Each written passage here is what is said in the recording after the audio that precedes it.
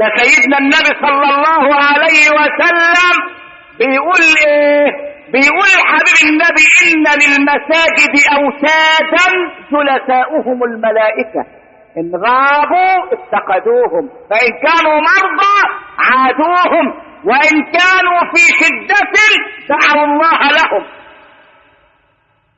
يقول ان المساجد لها اوتاد، الناس اللي بتواظب على الحضور في صلاة الجماعات في المساجد اسمهم اوتاد المساجد. مين اللي بيقعد معاهم؟ الملائكة. الملائكة ثلثاؤهم. يوم الملائكة ما تيجي ما تلاقيش وتد من الاوتاد اللي دايما قاعدين محافظين على الفرائض، تسأل اين فلان؟